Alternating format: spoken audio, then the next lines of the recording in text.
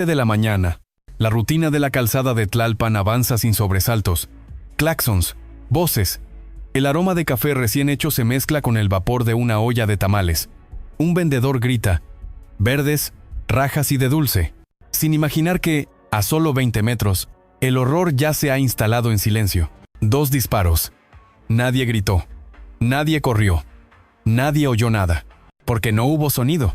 Porque los asesinos usaron un silenciador artesanal, de esos que se fabrican con tubos, fibra y precisión. Instrumentos del crimen que no solo apagan el estruendo, sino también anulan nuestra capacidad de reaccionar, de defendernos, de entender. Dentro de un auto negro estacionado frente a la calle Napoleón, a plena luz del día y sin testigos, yacían los cuerpos de Ximena Guzmán, asesora clave de la campaña de Clara Brugada, y José Muñoz, coordinador territorial de seguridad.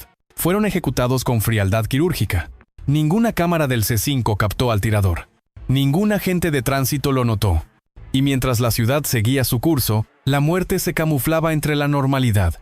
Un testigo recreación de audio lo resume sin saberlo. Yo estaba vendiendo. Y ni me di cuenta. Solo vi que los policías llegaron después, pero ya era tarde. ¿Hasta qué punto el crimen organizado ha logrado perfeccionar el arte de desaparecer incluso al cometer un asesinato a plena luz del día? Esto no es solo un doble homicidio. Es una declaración de poder. Una red fantasma que se mueve sin rostro, sin nombre, pero con acceso a tecnología, rutas de escape y complicidad. Y hoy, Omar García Harfuch nos muestra el primer fragmento de esa red oculta. Porque un video uno solo captado lejos de la escena, en un ángulo inesperado, cambia todo. Esto no fue impulsivo, esto fue planificado. Y el verdadero autor sigue escondido. Pero por primera vez, alguien lo está buscando. Fue exactamente a las 10:42 a.m. Más de 3 horas después del asesinato cuando ocurrió el giro inesperado. En la sala táctica del C5, un analista de segundo turno revisaba grabaciones periféricas, buscando algo, cualquier cosa. Y entonces, lo improbable apareció. Una cámara de seguridad privada, ubicada en el segundo piso de un gimnasio en la esquina de Tlalpan y Pirineos, había captado lo que ninguna cámara pública logró. Número Comarí. La imagen es borrosa, sí, pero contundente. Un hombre, vestido como obrero de mantenimiento, chaleco naranja, gorra, gafas oscuras, camina con naturalidad entre los peatones.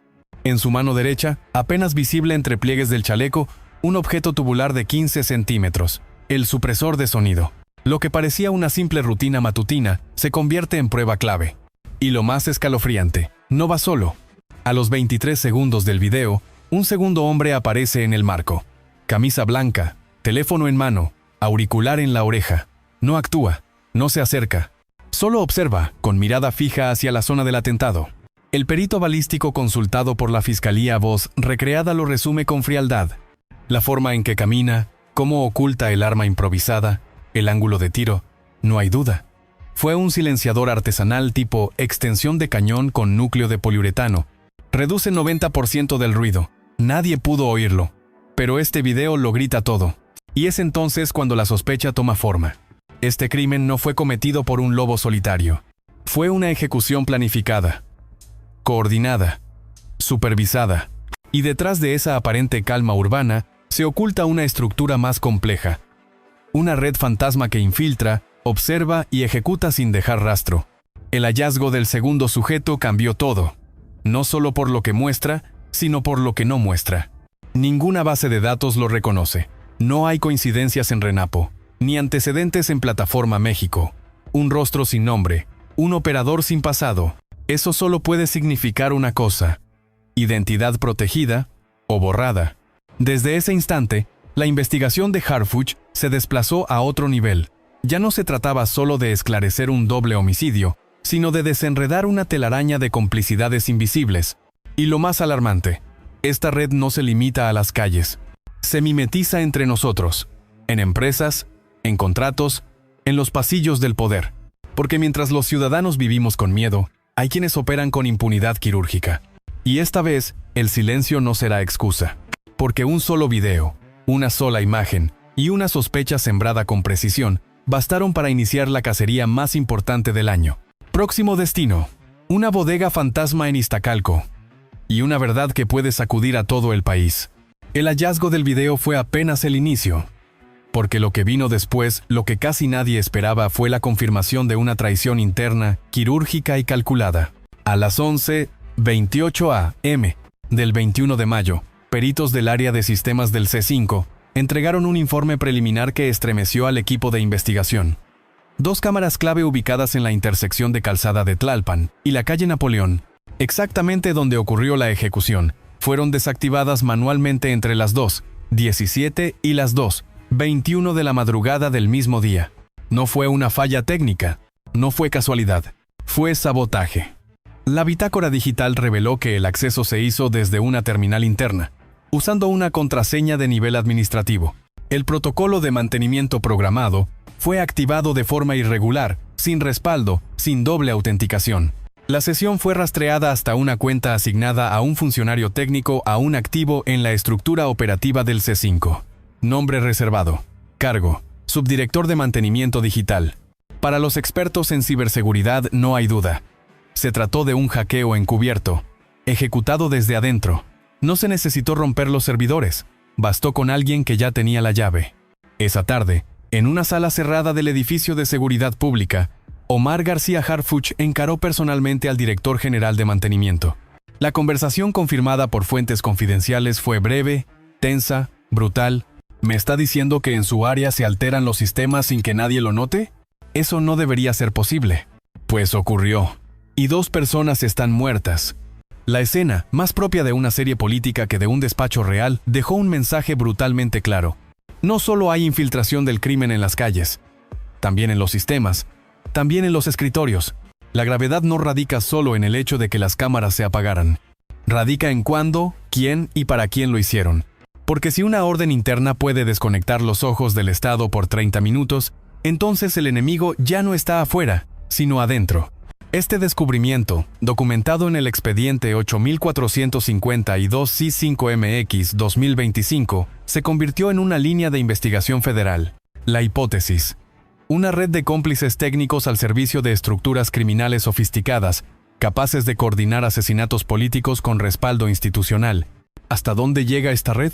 ¿Quién firma las órdenes que nadie ve? ¿Y cuántas muertes más se han silenciado, simplemente apagando una cámara?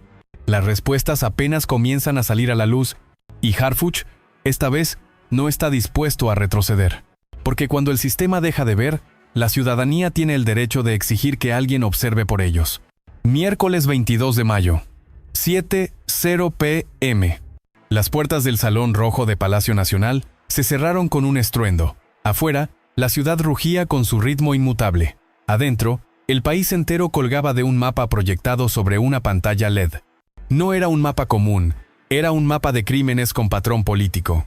Sentados alrededor de la mesa de seguridad más poderosa de México, Omar García Harfuch, de pie, apuntando con láser. A su derecha, representantes de Semar, Sedena, FGR y CNI, cada uno con un expediente clasificado en sus manos, cada uno con el mismo rostro de incomodidad. Esto no fue un crimen aislado, esto es parte de algo más grande, más oscuro, más peligroso. JJ. En el centro del mapa, 3 puntos rojos, 3 zonas aparentemente desconectadas, pero unidas por un mismo patrón de ejecución. Tlalpan, 21 de mayo, Ximena y José, asesinados con silenciador, cámaras desactivadas, operación quirúrgica. Iztapalapa, 5 de abril, director de planeación urbana, ejecutado al salir de su casa, sin testigos, sin cámaras activas. Benito Juárez, 19 de marzo, analista de regularización de suelo, muerto en su vehículo tras una junta confidencial. 3 funcionarios, 3 dependencias distintas, una sola coincidencia. Todos trabajaban en proyectos de reordenamiento territorial. ¿Quién se beneficia frenando la regularización de tierras irregulares?, preguntó Harfuch mientras la tensión se apoderaba de la sala. ¿Quién pierde si el Estado recupera el control sobre las zonas tomadas por el narco? ¿Los intereses inmobiliarios o los cacicazgos locales? La respuesta estaba en el silencio. Un silencio que pesaba más que cualquier palabra. Porque no se trataba solo de asesinatos. Se trataba de una guerra silenciosa por el control del territorio urbano, donde la corrupción, el crimen organizado y ciertos intereses políticos se cruzaban como hilos de una red invisible. En voz baja, un general de división lo dijo sin rodeos. Esto es una operación para frenar el orden, para mantener el caos rentable. La FGR abrió una nueva carpeta clasificada bajo el nombre clave: Operación Sombra Urbana. El CNI activó un protocolo especial para rastrear movimientos financieros en 3 alcaldías. Y Harfuch solicitó autorización para intervenir contratos públicos y privados de desarrollos en zonas de alta disputa. La reunión terminó con una frase que dejó a todos con el pulso acelerado: no solo quieren nuestras calles, quieren nuestra planeación.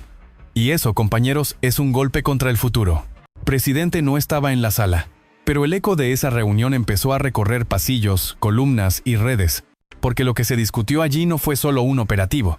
Fue la posibilidad de que el poder territorial esté siendo manipulado por fuerzas que ya no temen ocultarse. Y mientras los jefes se retiraban, en silencio, una hoja quedó sobre la mesa. Una nueva ubicación marcada en rojo.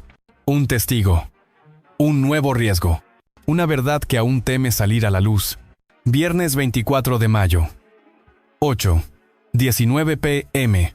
En una sala segura del búnker de la Secretaría de Seguridad Ciudadana, bajo vigilancia silenciosa, una mujer se sienta frente a Omar García Harfuch. Su voz tiembla, sus manos, entrelazadas, no dejan de moverse.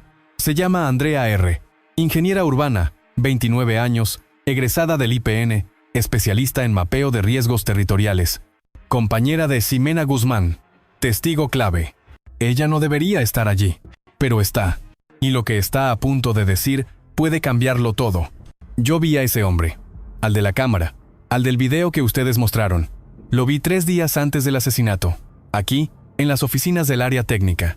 No es alguien de afuera, es alguien que entró con pase. Caminaba como si conociera todo. La frase golpea como una explosión muda. Harfuch guarda silencio y deja que ella siga. Andrea ha tardado días en atreverse. Días escondida, sin declarar, sin dormir. Ximena me pidió que no me acercara a ciertos expedientes. Me dijo que había algo raro con los contratos de videovigilancia, que algunas empresas estaban cobrando millones por cámaras que nunca se instalaron. Ahí comienza a dibujarse el verdadero rostro de la red fantasma. No solo se trata de sicarios, no solo de ejecutores, sino de estructuras de poder escondidas tras empresas fachada, contratos públicos amañados, tecnología de seguridad usada no para proteger, sino para controlar lo que se ve y lo que no. Andrea, temblando, entrega una carpeta. 7 reuniones a puerta cerrada, con registros cruzados entre funcionarios de alcaldías, operadores técnicos y representantes de empresas con nombres genéricos: Vigilancia Total S.A., Urbanite Technologies, Grupo Sombra MX, todas con algo en común: direcciones fiscales compartidas, representantes legales que no existen en Renapo, pagos autorizados por funcionarios que hoy están de licencia, y una constante en cada reunión: Ximena Guzmán presente, cuestionando montos, exigiendo auditorías. La misma Ximena que fue ejecutada con silenciador, la misma que no dejó de luchar por blindar los procesos, aunque sabía que el precio podía ser su vida. Yo sé que hablar puede costarme todo, dice Andrea con la voz quebrada, pero si me callo, es como si la hubieran matado en vano. Harfuch la observa con gravedad y responde: no estás sola, te vamos a proteger. Pero esto que acabas de decir es más que una denuncia, es una grieta en el sistema. A las 9:27 p.m. se activa el protocolo Testigo Blindado, con respaldo de la FGR y custodia rotativa de la Guardia Nacional. Andrea se convierte en la pieza clave de una investigación que ya no solo apunta a un asesino, sino a una maquinaria de corrupción infiltrada en las entrañas del Estado. Porque el crimen de Ximena no fue un accidente, fue un mensaje, un acto de poder. Y ahora, con esta confesión, se confirma lo que muchos temían decir en voz alta: hay quienes usan la seguridad como negocio, el silencio como arma y el miedo como herramienta para gobernar desde las sombras. La historia de Andrea, marcada por la valentía, se convierte en símbolo de algo más grande, de una generación que ya no quiere ser cómplice pasiva, de una ciudadanía que exige no solo justicia sino transparencia radical. Primero, el país entero empieza a mirar distinto, porque si alguien se atrevió a hablar, ahora todos podemos atrevernos a escuchar. Sábado 25 de mayo, 10:00 a.m. El Salón Tesorería de Palacio Nacional está repleto. Cámaras, micrófonos, reporteros, corresponsales internacionales. El país entero y buena parte del extranjero escucha. En el centro del estrado, con rostro firme y voz sin temblores, Omar García Harfuch toma la palabra. Y lo que revela no es solo un informe técnico, es un terremoto institucional. La Ciudad de México está bajo ataque, y esta red no tiene rostro porque se esconde detrás de oficinas, empresas pantalla y nombres falsos. Pero nosotros no vamos a cubrir a nadie. No importa si están en una oficina o detrás de una empresa fantasma. Así comienza la presentación del modelo operativo criminal detrás del asesinato de Jimena y José, y de otros casos que hasta ahora parecían aislados. Punto 1. Placas clonadas. Más de 46 vehículos utilizados por la red compartían placas duplicadas, registradas en estados distintos, con padrones manipulados entre Morelos, Puebla y CDMX. Los autos eran rentados por terceros con identificaciones falsas, y su rastro era borrado en menos de 48 horas. Una operación quirúrgica de movilidad invisible. Punto 2. Empresas fantasma. Se identificaron 18 compañías que, en teoría, ofrecían servicios de videovigilancia, consultoría técnica y sistemas de control urbano. Pero ninguna contaba con oficinas reales.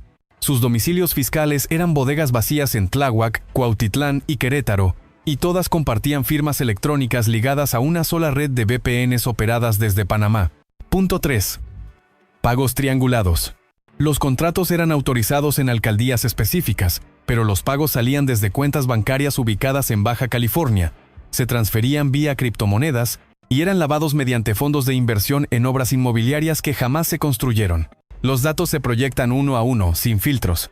Documentos, capturas de pantalla, trazos de blockchain, listas de RFC falsos. El país ve, por fin, la estructura del enemigo moderno. Ya no es solo narco, ni político corrupto.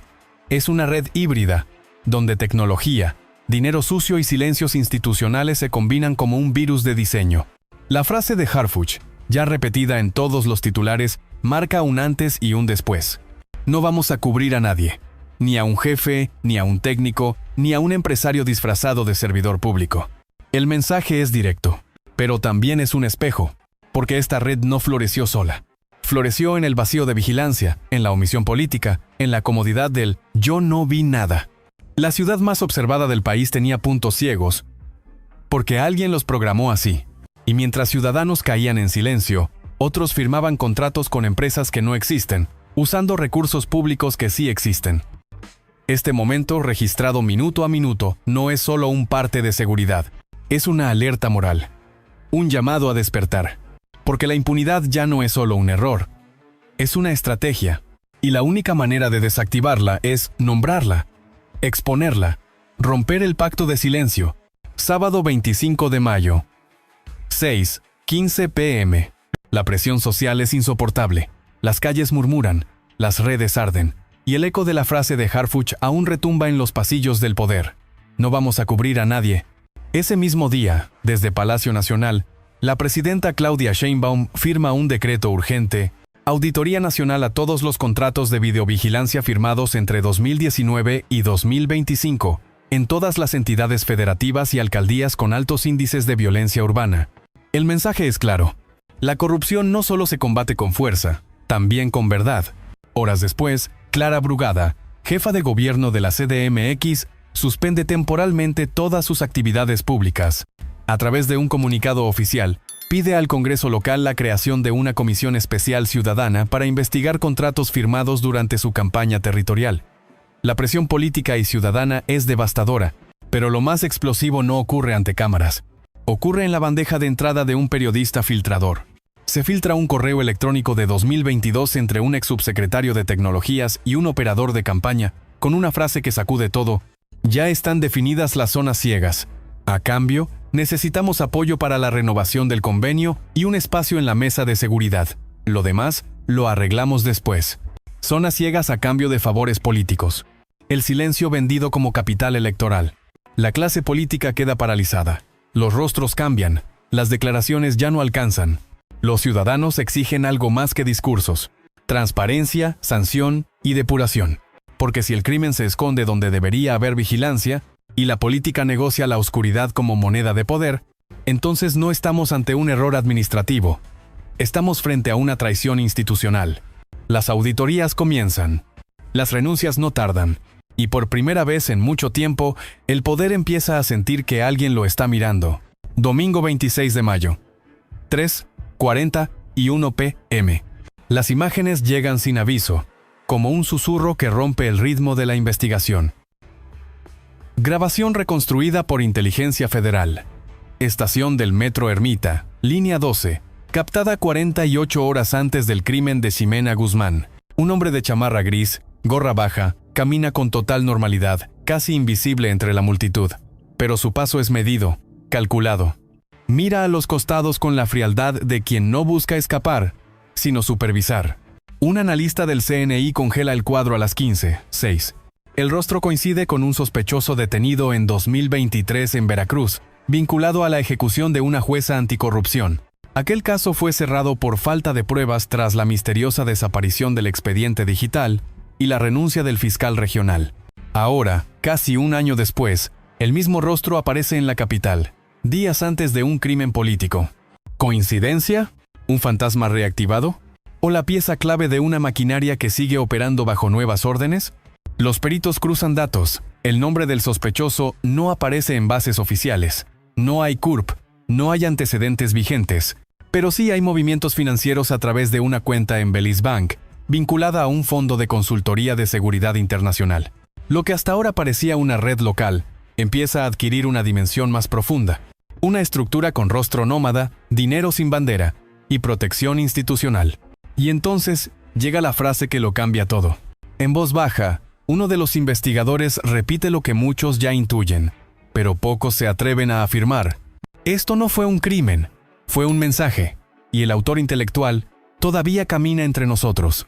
La frase corre como fuego en pólvora, no solo por lo que dice, sino por lo que implica, porque si el autor del crimen aún camina libre, si el sistema permitió que escapara una vez, ¿cuántos más están protegidos por las mismas sombras?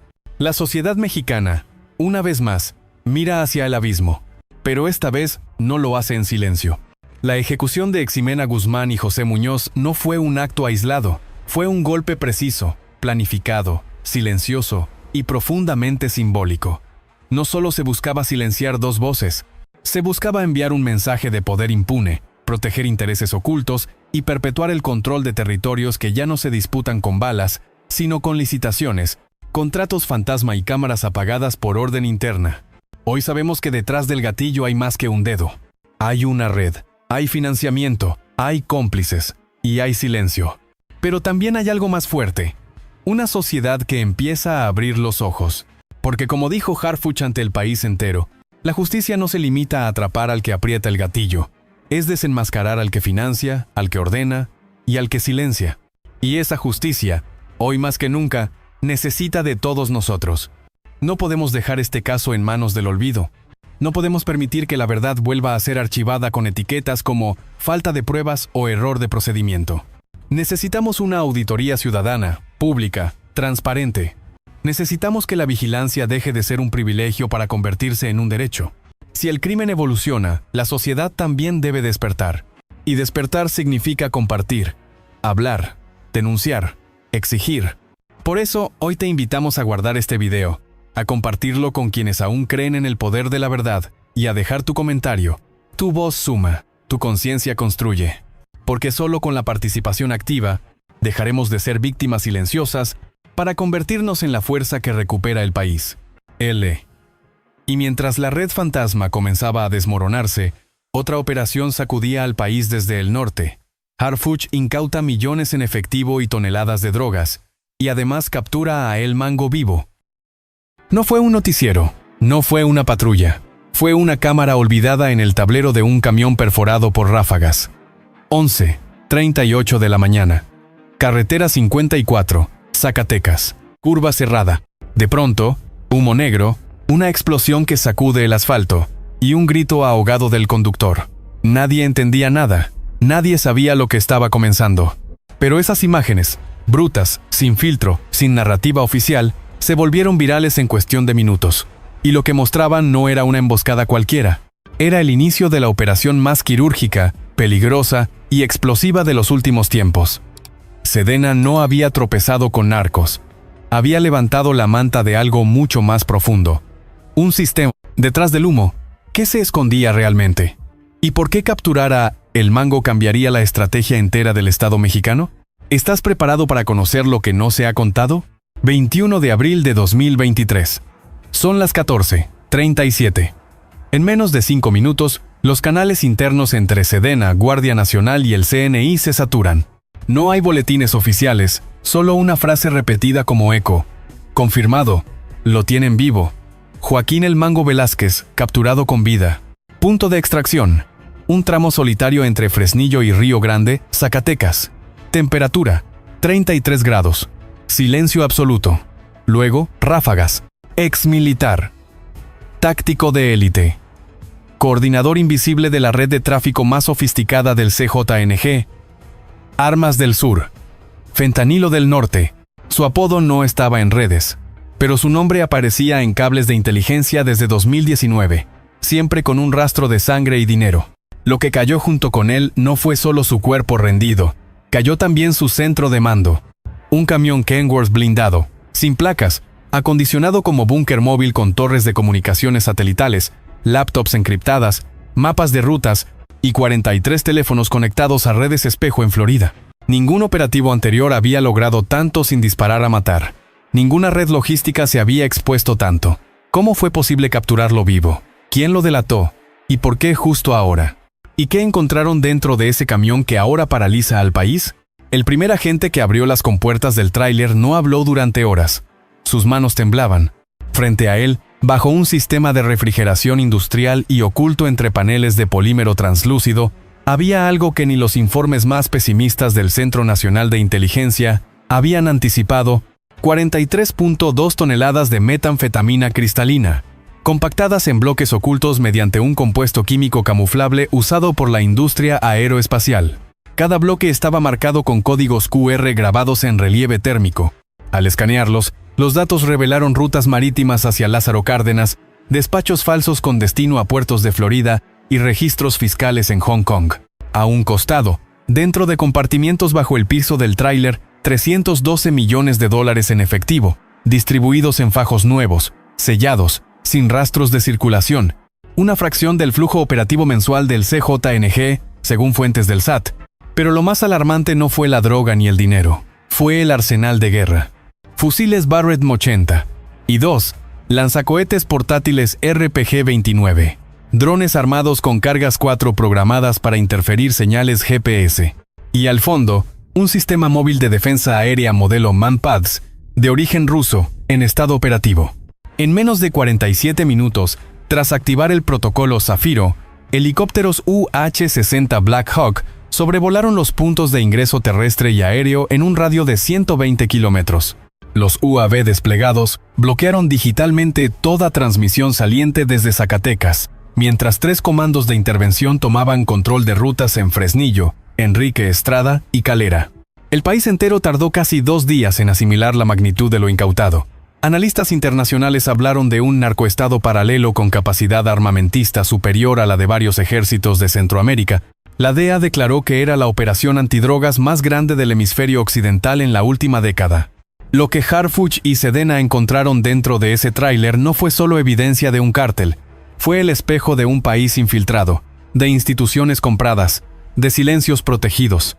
Y mientras el operativo sellaba rutas, un nombre se repetía en todas las frecuencias de inteligencia. El Mango ya no coordina, el Mango está controlado. Pero, ¿cómo llegó ese camión hasta ahí sin ser detectado? ¿Y quién más sabía lo que transportaba? La verdadera cacería apenas comenzaba.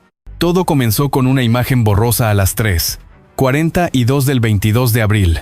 Una cámara de tránsito en la carretera Durango-Parral captó un camión Kenworth sin placas, avanzando en línea recta sin detenerse por peajes ni puntos de revisión.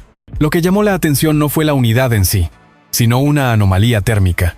Una fuente de calor interna constante, no relacionada con el motor. El análisis del Centro de Reconocimiento Satelital reveló lo impensable: posible presencia de equipo electrónico de uso militar camuflado. En menos de una hora, el protocolo Centinela Invisible se activó. Drones Recon X se desplegaron desde la base aérea de Santa Lucía. En tierra, el grupo Tiger 14, entrenado en operaciones de seguimiento silencioso en entornos rurales, inició la persecución por los cerros de Sombrerete. Y en el cielo, 2 unidades Sentinel-5, equipadas con radares LIDAR y visión nocturna infrarroja, comenzaron a triangular la señal. Pero el verdadero salto llegó con la activación de Tezcatlipoca, una IA desarrollada en conjunto con agencias de defensa internacionales. Esta plataforma cruzó en tiempo real rutas posibles, velocidades, patrones de evasión, y anticipó que el Kenworth buscaría cobertura en el ejido Emiliano Zapata, al norte de Río Grande. Durante 76 horas consecutivas, sin pausa ni margen de error, la Red Nacional de Vigilancia operada por Harfuch coordinó un cerco invisible de 3 capas: cielo, tierra y datos. Cada movimiento del objetivo fue anticipado segundos antes de que ocurriera. No hubo persecución, no hubo tiros, solo control. Los habitantes de las comunidades por donde pasó el camión jamás notaron nada. Para ellos, era un vehículo más bajo el sol zacatecano. Pero a kilómetros de altura, una guerra tecnológica se estaba librando segundo a segundo. ¿Cómo se logra atrapar a un fantasma logístico sin disparar una bala en menos de 80 horas? La respuesta llegaría con el amanecer del cuarto día. Y con ella, el rostro de un hombre que durante años movió millones, sin dejar huellas. Kilómetro 187 de la autopista federal Zacatecas-Durango. El reloj marcaba las 5:16 de la mañana del 25 de abril. A esa hora, la neblina aún cubría los cerros como un velo espeso. No había tráfico, no había testigos, solo una escena cuidadosamente fabricada. Un supuesto accidente entre un tráiler cargado de varillas y un auto compacto volcado a un lado del camino. El objetivo: obligar al conductor del Kenworth a frenar.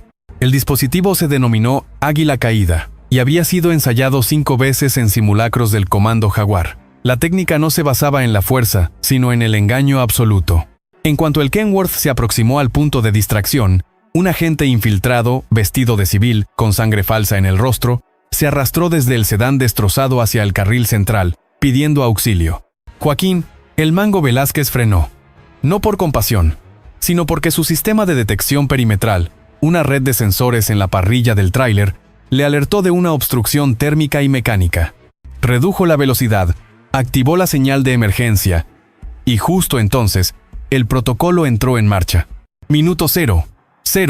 Las compuertas traseras del camión del supuesto accidente se abren. Salen 4 elementos del equipo Tiger 14, con trajes mimetizados, armamento no letal y grilletes eléctricos. Minuto 0. 2 UAV, sobrevolando en 400 metros de altura, emiten interferencia satelital, bloqueando señales de GPS, radio y dispositivos móviles en un radio de 3 kilómetros. Minuto 19. Las llantas traseras del Kenworth quedan bloqueadas por un mecanismo electromagnético montado bajo el asfalto, activado remotamente desde un dron de observación Sentinel. Minuto 27. El conductor abre la puerta. No intenta huir. No busca armas. Solo se queda quieto. Mira hacia el horizonte. Minuto 43. Harfuch, desde un centro móvil de operaciones ubicado en Guadalupe, emite la orden de extracción. Procedan sin una sola bala. Velázquez fue esposado sin resistencia. No hubo gritos. No hubo caos. Lo más inquietante fue su expresión, serena, fija, casi desafiante. En su cuello, un dije de San Miguel Arcángel. En su bolsillo, una libreta con coordenadas escritas a mano. Al ser abordado por los agentes, solo dijo una frase. Sabía que venían. Solo no sabía qué día. Apenas 74 segundos después de ser reducido, el convoy fue escoltado por aire y tierra hacia una base militar en Sombrerete. A bordo, además del detenido, viajaban 3 maletines metálicos extraídos del Kenworth, etiquetados con códigos que coincidían con los decomisos anteriores en operaciones binacionales. Durante el trayecto, el Mango no habló. Observó en silencio los campos áridos, las curvas del camino y el sol comenzando a abrirse paso entre las montañas. Según el informe, ni una gota de sudor se registró en su rostro. Lo que sorprendió al equipo táctico no fue solo la precisión del operativo, fue la reacción del detenido. No negó nada, no pidió abogado, no se defendió, solo repitió. Horas después, ante los agentes de inteligencia, el verdadero comando no está aquí. Ustedes no han visto nada aún. Con su caída, el CJNG no perdía solo a un operador más, perdía a su principal coordinador de flujos. Un hombre que conocía cada bodega, cada pista clandestina, cada alcalde comprado y cada barco que salía sin registro del Golfo. Y sin embargo, algo en su mirada dejó en el aire una advertencia. ¿Era este el fin o apenas la pieza más visible de un engranaje mucho más oscuro? porque mientras el país celebraba la captura del llamado fantasma del Corredor Pacífico, Harfuch sabía que lo verdaderamente inquietante no era el hombre, sino lo que llevaba por dentro. ¿Qué información albergaba esa mente silenciosa? Esa respuesta estaba por abrirse: bytes, códigos y rutas encriptadas. El verdadero mapa del CJNG comenzaba ahora. El tráiler no era solo un vehículo, era un centro de comando táctico en movimiento, diseñado para operar como una sucursal digital del crimen organizado. Cuando los peritos de inteligencia táctica accedieron al interior del Kenworth, lo que encontraron superó incluso los escenarios más alarmistas del Estado Mayor Conjunto. A primera vista, una cabina hermética, insonorizada, recubierta con placas de Kevlar y fibra de carbono, sin ventanas, con una puerta de acceso biométrico y un sistema de presión interna ajustable, como los utilizados en centros de datos de alta seguridad. En el techo, antenas satelitales compactas, con capacidad de conexión dual a redes militares estadounidenses y chinas. El corazón del sistema, 4 servidores blindados de 500 terabytes cada uno, con encriptación cuántica de grado militar. Al momento de su captura, los servidores habían ejecutado una rutina automatizada de emergencia. Enviaron fragmentos de datos comprimidos y fragmentados a 17 nodos remotos en un tiempo récord de 4 minutos con 19 segundos. Ningún equipo de respuesta del gobierno mexicano alcanzó a detener la transferencia. Los mapas digitales revelados eran interactivos, tridimensionales, con capas térmicas, de vigilancia y de rutas de extracción. Cada punto en el mapa correspondía a almacenes subterráneos, aeródromos clandestinos o puertos menores en Veracruz, Sonora, Tamaulipas y Chiapas. Lo más inquietante, varias coordenadas coincidían con zonas militares oficialmente seguras. Una de las terminales centrales, una laptop Tact Armor, modelo exclusivo de uso para contratistas de defensa, estaba programada para enviar paquetes de datos cifrados a una estación de rebote satelital localizada en Tampa, Florida. Según el informe del Comando Cibernético, esa estación pertenecía a una empresa fachada de telecomunicaciones con conexiones directas a exagentes privados del Comando Sur. Además de los servidores y laptops, se encontraron 3 unidades móviles de comunicación satelital con sistemas anti-intervención conocidos como Bloque Águila, capaces de desactivar transmisores enemigos en un radio de 500 metros. El sistema operativo de control del tráiler era una versión modificada de Red Hat Enterprise, con un entorno gráfico diseñado para interfaz táctica y lenguaje de comandos en ruso. Cada acción registrada en el sistema tenía firma digital, y entre ellas, una sobresalía: una orden de destrucción remota que no se activó por menos de 7 segundos gracias a la neutralización electromagnética del convoy. Si esa orden hubiera sido ejecutada, todo el contenido digital del tráiler habría desaparecido sin dejar rastro. Más de 180 archivos fueron recuperados. Entre ellos, listas de funcionarios municipales y estatales en nómina, registros de transferencias a cuentas offshore en Belice, Dubái y Luxemburgo, diálogos de voz comprimidos entre El Mango y presuntos contactos en unidades navales mexicanas. Pero el descubrimiento más escalofriante fue un documento clasificado como Protocolo Tenoch, una directiva que delineaba pasos para una ofensiva logística de desestabilización en 6 estados clave del país, a ejecutarse en caso de captura de algún operador de nivel 5 o superior. El documento incluía coordenadas, identidades, tareas y fechas previstas entre mayo y agosto de 2025. Los analistas no tardaron en bautizar el tráiler como el cerebro móvil del CJNG. Era la evidencia de que el crimen organizado había dejado de ser un ente territorial para convertirse en una red inteligente, autónoma, con capacidades comparables a un estado clandestino. Lo que Harfuch y su equipo desmantelaron ese día no fue solo un centro de control, fue una idea en movimiento, una máquina de guerra digitalizada. Y mientras los datos se analizaban línea por línea, surgía una pregunta que ponía en jaque a todo el aparato institucional. ¿Cuántos cerebros móviles más están circulando por las autopistas de México, sin que nadie los vea? Porque si esta fue solo una célula, ¿cómo luce el cuerpo completo? La respuesta, como los datos cifrados, aún está por descifrarse. La primera puerta de acero tardó 14 minutos en abrirse. El calor era sofocante, el polvo suspendido en el aire apenas dejaba ver a 1 metro de distancia. Era una vieja bodega industrial, ubicada en el polígono 7 de la zona agropecuaria de Calera de Víctor Rosales, Zacatecas. Desde fuera, parecía abandonada. Desde dentro, parecía una base militar oculta bajo la fachada de una granja olvidada. Lo que encontraron no fue una simple colección de armas. Fue un depósito estructurado, clasificado y resguardado bajo estándares militares internacionales. Y no cualquier ejército. Los patrones coincidían con protocolos de almacenaje usados por unidades de élite en zonas de combate en Medio Oriente. Entre los estantes metálicos, organizados con precisión milimétrica, había 463 fusiles M4A1, todos con culatas plegables, miras telescópicas térmicas FLIR y módulos RFID soldados directamente a las culatas. Cada arma tenía una ficha técnica impresa, con lote de fabricación, serie, distribución y asignación logística. Armas de guerra listas para ser desplegadas en minutos. En el fondo del recinto, bajo una plancha de concreto removible mediante sistema hidráulico, apareció una segunda cámara, aún más impactante. Un espacio sellado por temperatura y presión, con sistemas de refrigeración industrial, similar a los usados para almacenar explosivos de alta densidad. Allí estaban 11 misiles tierra-aire FN-6 de fabricación china, utilizados por ejércitos no estatales en conflictos como Siria o Afganistán. 9 lanzadores AT-4 antitanque, de origen sueco, adaptados con kits de disparo remoto. 7 tubos de cohetes tándem rusos RPG-29, algunos con etiquetas en cirílico todavía visibles.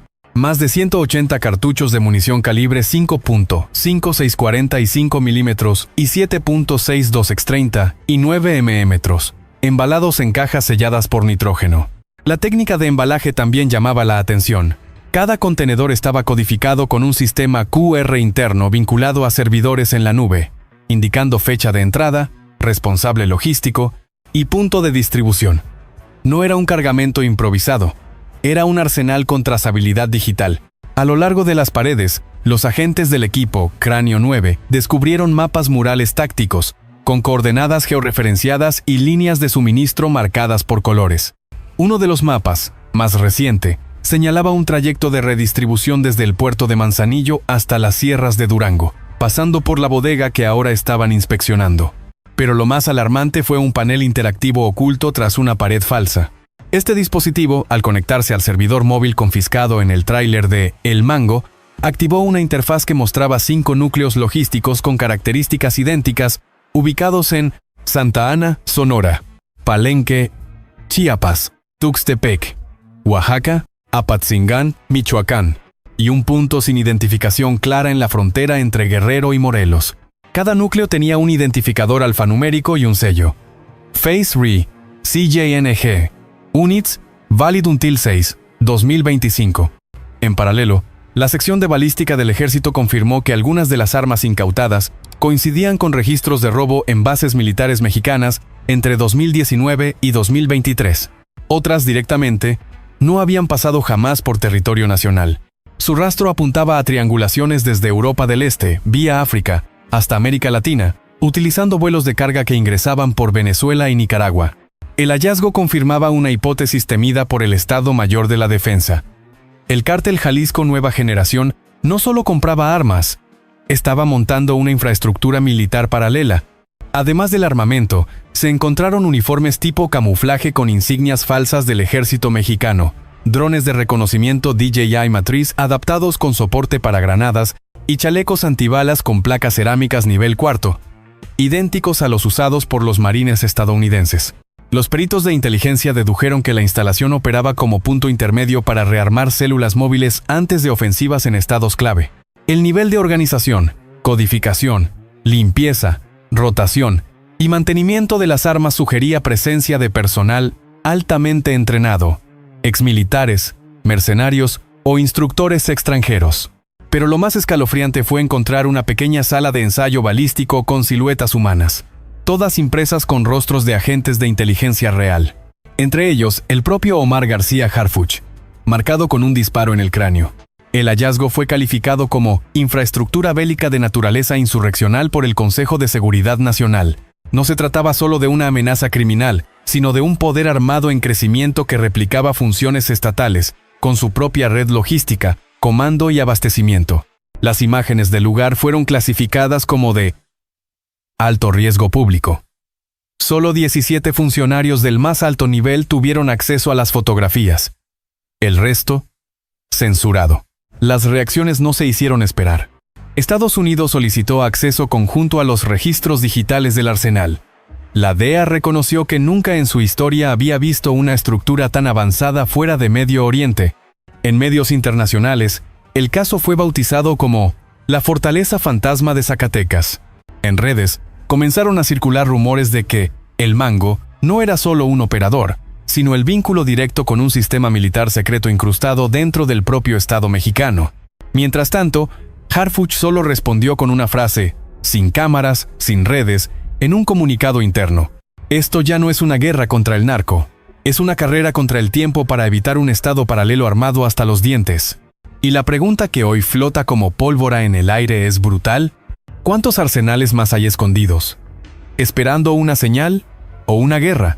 Porque si esta bodega era una estación intermedia, ¿qué hay en las terminales finales? ¿Y quién, desde las sombras, está entrenando y financiando un ejército que México no sabía que tenía en sus entrañas? La respuesta aún está por escribirse. Pero lo que es seguro es que la línea entre crimen y guerra ha sido definitivamente borrada. No fue una represalia, fue una declaración de guerra. Solo habían pasado 19 horas desde la captura de Joaquín El Mango Velázquez cuando México ardió en llamas coordinadas. En 17 municipios de 3 estados clave, Michoacán, Guanajuato y Jalisco, el cártel Jalisco Nueva Generación desató una serie de ataques simultáneos con precisión quirúrgica y brutalidad escalofriante. A las 3:47 de la madrugada, un convoy de camionetas blindadas cerró el paso entre Apatzingán y Tepalcatepec. En el centro de Uruapan, 4 vehículos fueron incendiados en plena zona comercial. A las 4:12, en Salamanca, Guanajuato, un dron armado con explosivos tipo C4 impactó sobre un destacamento móvil de la Guardia Nacional. Un civil murió. 2 más quedaron heridos. El patrón se repitió en Puerto Vallarta, Zamora, La Piedad, Ciudad Hidalgo y Lagos de Moreno. En todas las ubicaciones, los hechos comenzaron casi al mismo minuto. En todos los casos, la policía llegó tarde. Y en cada escena, una constante perturbadora. Los atacantes no robaban, no huían, solo dejaban vehículos ardiendo y mensajes colgados en mantas: si se llevan a uno, arderán todos. Las consecuencias fueron inmediatas. Más de 60 escuelas cerraron sus puertas de manera preventiva. Universidades suspendieron clases presenciales. En algunos hospitales de Zamora y Celaya, el personal se encerró por miedo a balaceras.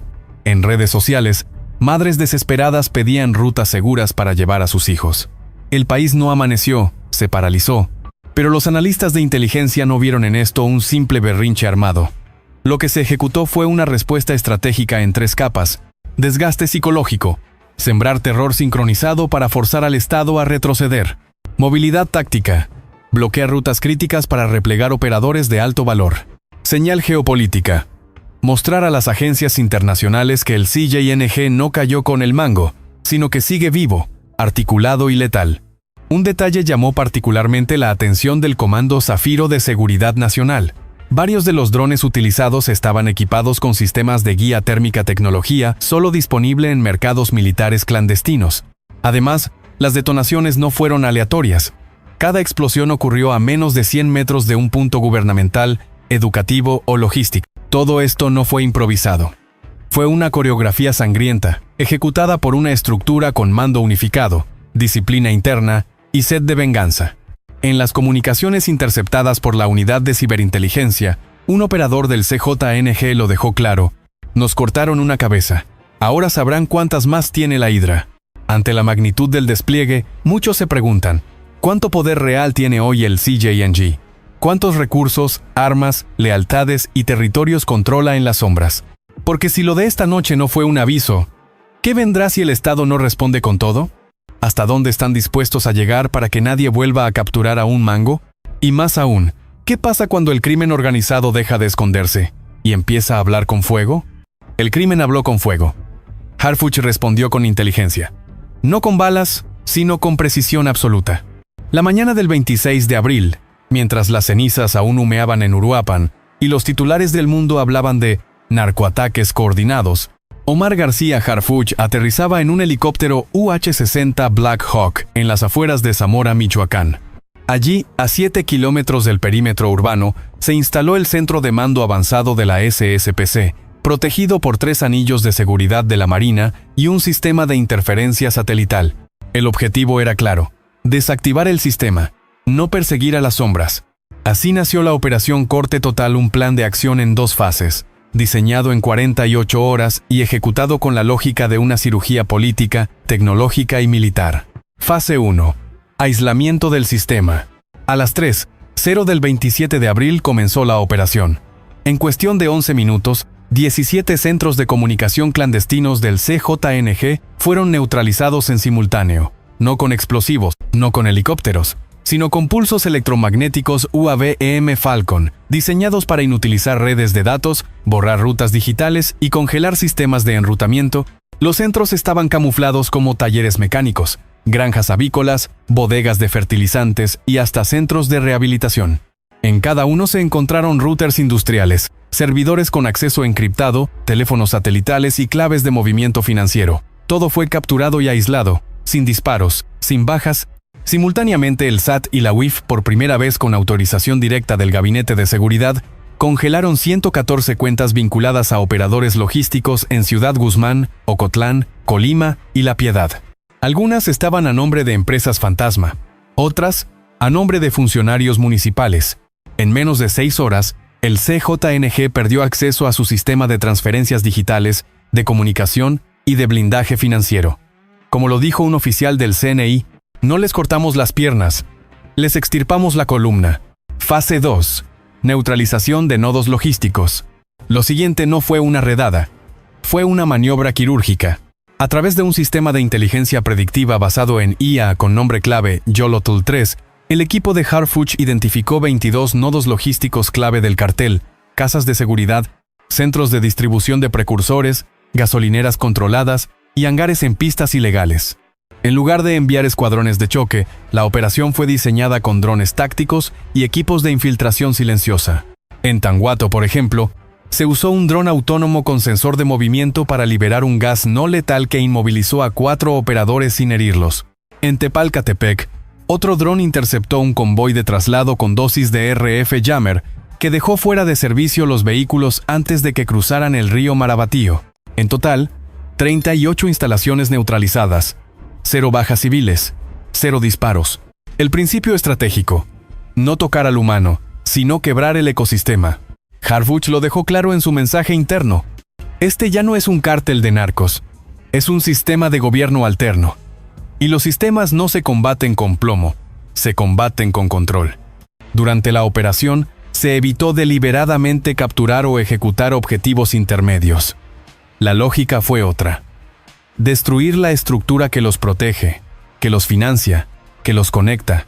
Al hacerlo, cada operador se volvió un fugitivo desconectado, aislado, sin red de apoyo ni rutas de fuga.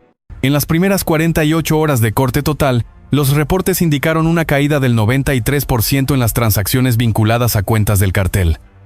El tráfico de datos entre nodos cayó a 0, y las comunicaciones satelitales entre células del Pacífico y el Bajío se interrumpieron por completo.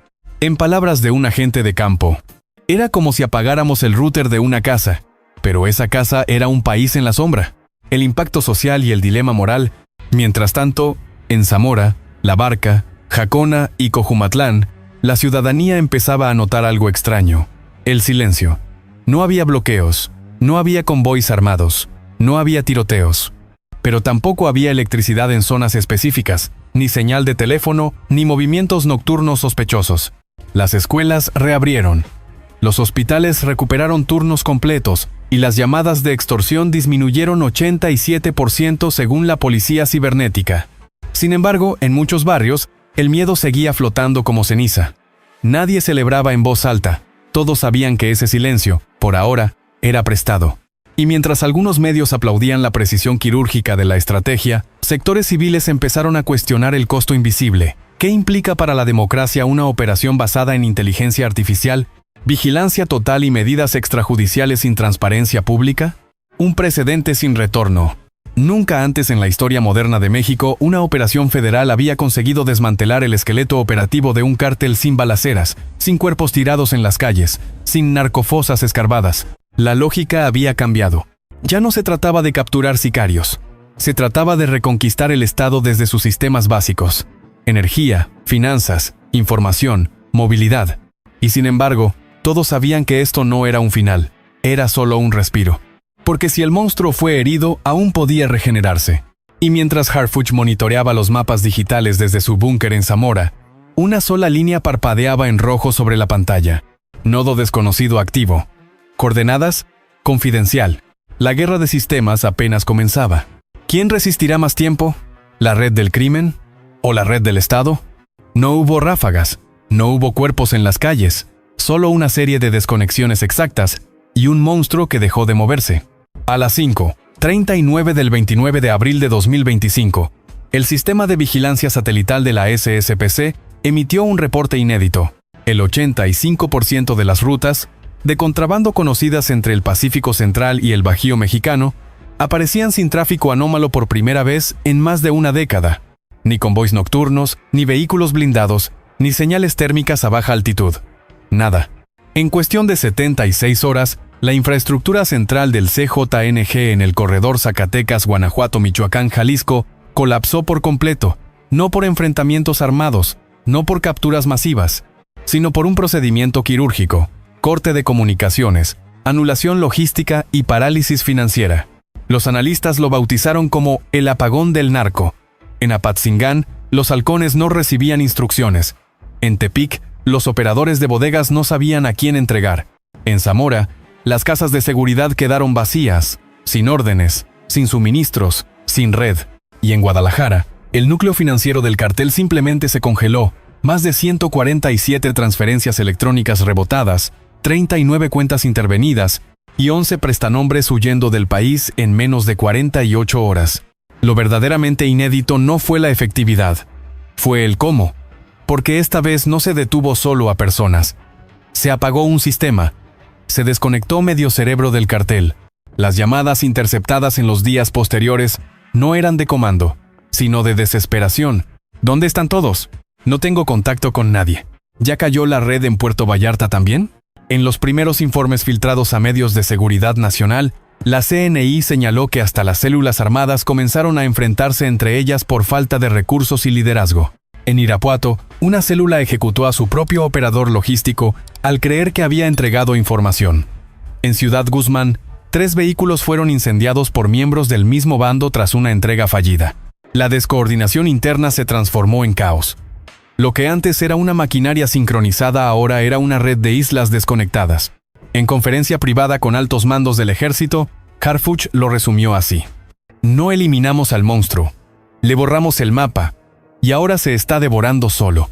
Los efectos colaterales también sorprendieron. Durante esos 3 días de desconexión, las denuncias por extorsión cayeron un 74% en Uruapan y La Barca. Las desapariciones forzadas bajaron a 0 en los municipios bajo intervención y el 42% del movimiento en casas de cambio de Colima quedó suspendido. Por primera vez en años, el Estado no reaccionó, sino que se adelantó. No hubo comunicados populistas, ni despliegues mediáticos, solo operaciones silenciosas, mapas digitales, comandos invisibles y resultados. Pero la pregunta sigue flotando como el polvo de los túneles abandonados. ¿Qué tan profundo llegó este corte? ¿Y cuánto tiempo pasará antes de que el sistema intente regenerarse? Porque si en 3 días cayó el 50% del cerebro operativo, ¿cuánto falta para llegar al corazón? Cuando el mapa se rompe, los que sobreviven no avanzan, se desvían. Y eso fue lo que hizo el CJNG. Tras el colapso del corredor central, los analistas esperaban repliegues, confrontaciones internas o incluso fragmentación territorial. Pero lo que detectaron fue algo más frío, más racional y por tanto, más peligroso.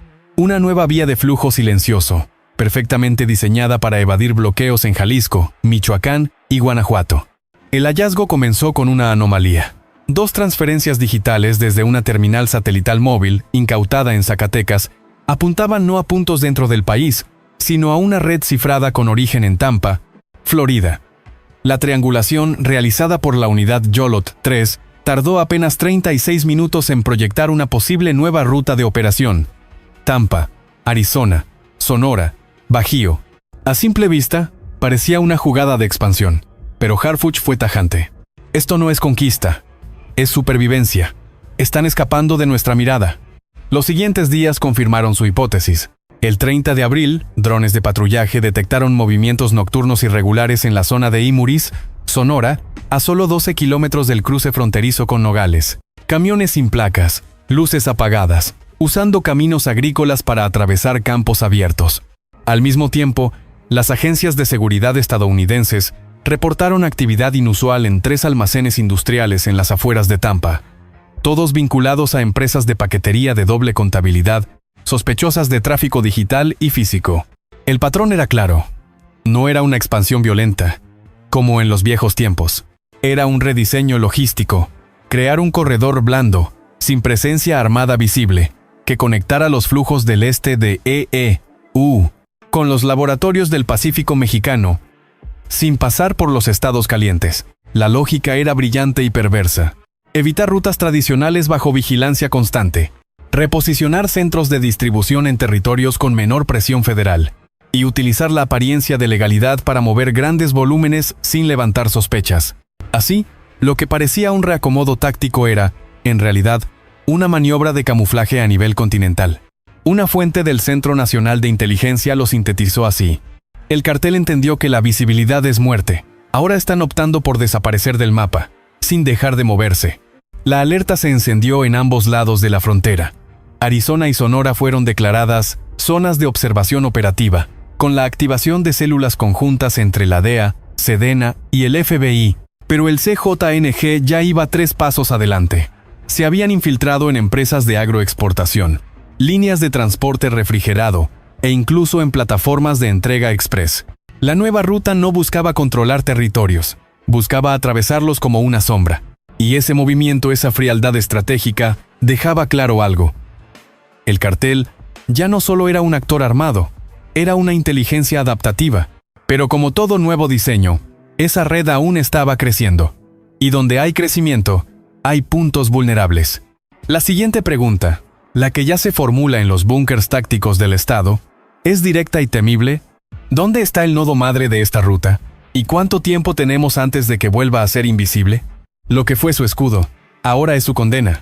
Durante años el CJNG invirtió millones en crear una infraestructura digital imposible de rastrear. Servidores móviles, laptops blindadas, drones encriptados, routers satelitales con firmas falsificadas. Pero con la captura de El Mango y la caída del búnker rodante, esa red empezó a deshilacharse. Cada señal emitida, cada conexión abierta, dejó un rastro digital microscópico. Y cuando esos rastros fueron cruzados por el sistema YOLO-TOL 3, comenzó a revelarse un mapa de operación que el propio cartel creyó invisible. En tan solo 9 días, la unidad de inteligencia cibernética rastreó 187 dispositivos activos asociados al CJNG, con puntos calientes en Tuxpan, Hermosillo, Querétaro y un nodo crítico en McAllen, Texas. La paradoja era brutal. La tecnología que usaban para ocultarse se convirtió en la red que los traicionó.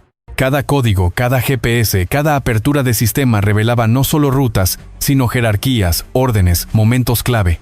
Un agente lo dijo sin rodeos: no los atrapamos por balas, los atrapamos por bytes. Hoy, el cartel ya no solo teme a la inteligencia humana, teme a su propia huella digital. ¿Y si el verdadero mapa de su caída está ya completo sin que lo sepan? No estaba en Zapopan, no estaba en Jalisco, no estaba en México. Durante semanas, todas las rutas de rastreo llevaban a lo mismo: comandos emitidos, operaciones sincronizadas, transferencias digitales con sello encriptado, pero sin punto de origen claro.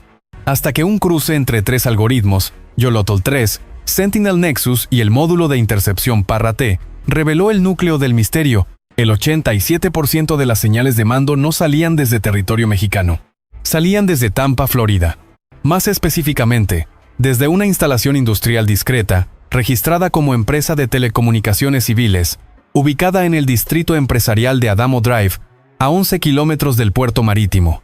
Desde ahí, una red de servidores enlazados a una antena satelital comercial de alta frecuencia coordinaba señales de comportamiento predictivo, conocidos en el mundo de la ciberdefensa como Social Based Encryption. El hallazgo estremeció a todas las agencias. No es solo una computadora. Es un sistema que usa a las personas como algoritmos vivos. Cada movimiento, cada reunión, cada conversación por WhatsApp alimenta un patrón de mando invisible. Esta forma de comunicación no utiliza palabras clave ni comandos tradicionales. Utiliza la lógica del entorno social en tiempo real, analizando patrones de conducta, emociones detectadas por voz, desplazamientos físicos y reacciones de comunidades digitales para activar respuestas automáticas dentro de la red operativa del cartel. Ejemplo, si una célula pierde contacto con su superior, el sistema no espera una orden. Interpreta el silencio, el contexto y el entorno para generar una decisión operativa por sí mismo. Es un comando vivo, una red pensante, adaptativa, sin necesidad de estructura jerárquica clásica. Más grave aún, al intervenir las comunicaciones entre el mango y otros operadores, ninguno hablaba con un mando humano central. Todos obedecían protocolos ya automatizados, alimentados por feeds de comportamiento social desde la base en Tampa. Como si la red ya no dependiera de líderes, sino de ecuaciones emocionales. El Pentágono fue notificado. La NSA activó protocolo de contención civil. Y mientras en México se hablaba de la caída de un operador logístico, lo que realmente había colapsado era la última capa de ocultamiento del cartel, su cerebro remoto. ¿Quién diseñó esta red? ¿Con qué financiamiento? ¿Con qué complicidad? Nadie lo sabe aún.